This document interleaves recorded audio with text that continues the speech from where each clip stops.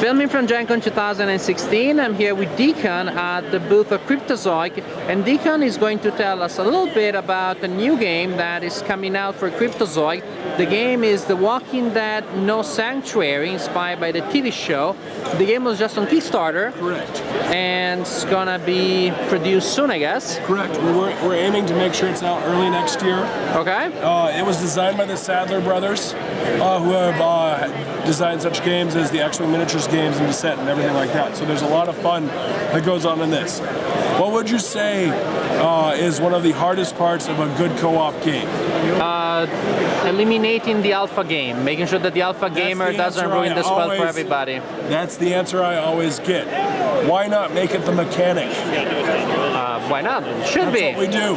Yeah. So, in The Walking Dead, a big part of the show is dealing with the leadership and who's the leader, who wants to be the leader, working through that angst. So it's the walkers are there. These are pre-production samples, but this is what the sculpts will look like. The walkers are there, but it's only as a foil for the people who are also dead themselves, as they say inside the show.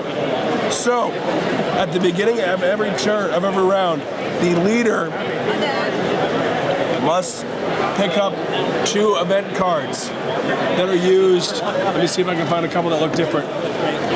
These event cards set the active event and cause some stuff to go on in the game.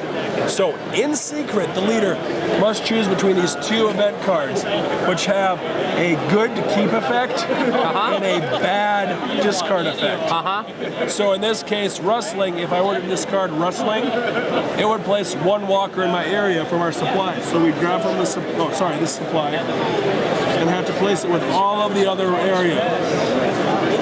So he's now there and we have to deal with him immediately. Because we discarded it, however, we still have to make this the active event. The active event basically, in this case, says if a survivor is in a building at the end of the turn, lose 1 stress. So getting inside is good in this case.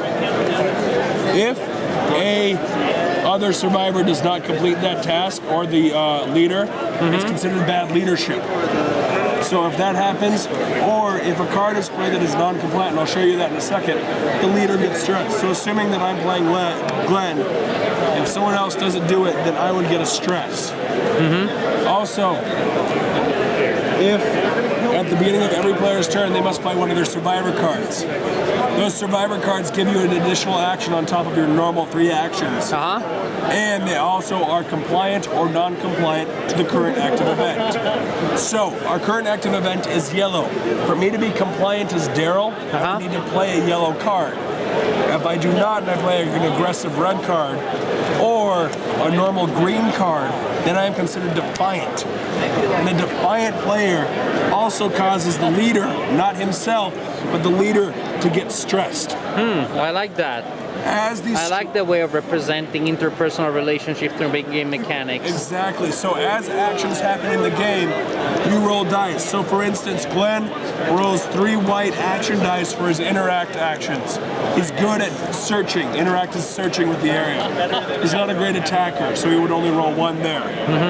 But you also roll an additional black die for every single stress that you have on your player sheet. And these black dice, so let's say I'm making an interact roll with him. I have done 2 fear effects. And the fear effects are always a little bit different based off of the card. If you look at the bottom of the card, there's a fear effect that happens for this one. And it's a little bit different.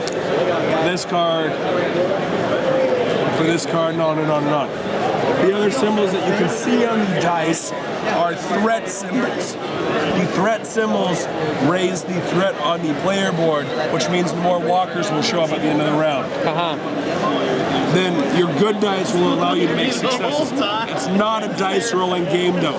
It's a game that has dice to include some randomness. Every single symbol on the white action dice can become a success.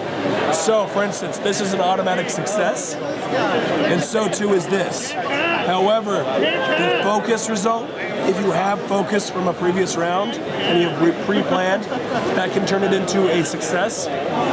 then the exert allows you to discard a card from your deck, which is also your health, to turn that into a success as well. So that's the basic idea of how the game plays. But what goes on is you will also have scenarios. So each scenario is a little bit different. In this case, our survivors are trying to search all of the buildings on the board and get a supply run, and then escape before everything goes bad. In the middle of their scavenging run, it starts downpouring, and they take damage for being outside. Every game's a little bit different, every scenario is a little bit different, and we also can't wait to start seeing what our supporters and the people who love the game start coming up with them themselves as well. Can the scenarios be linked in a campaign? Absolutely. So the base game comes with 6 scenarios, and they all go through what is considered Season 1. We have 2 expansions that came with the Kickstarter as well. One is called What Lies Ahead, which is based on Season 2 and has 4 campaigns. And the second is what's called The Killer Within, which is based off the prison season and works through those issues as well. There are currently unlocked in the game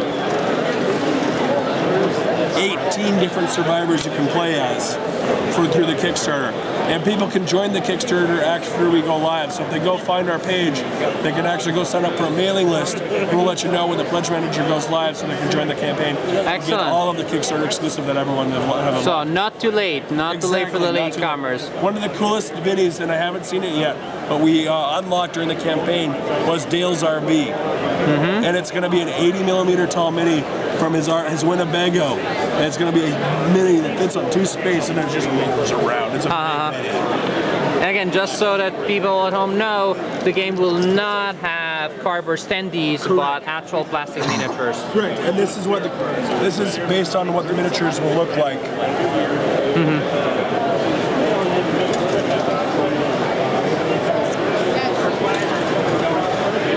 Nice. These are only a few of the miniature sculpts that we have in the game, but there's a ton more.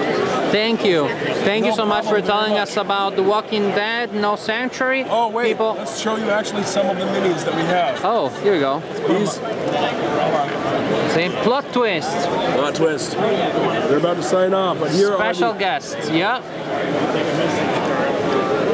so these are some of the painted resin masters that are very delicate. But that's about what the size and everything will look like, especially when master painters get done with them. Nice. Excellent. Thank you again for taking the time to tell us about this game. No problem. So players can stop at GenCon 2016 and try it here at the booth for Cryptozoic. Otherwise, you can look for it online once the convention is over. Thank you. Very much.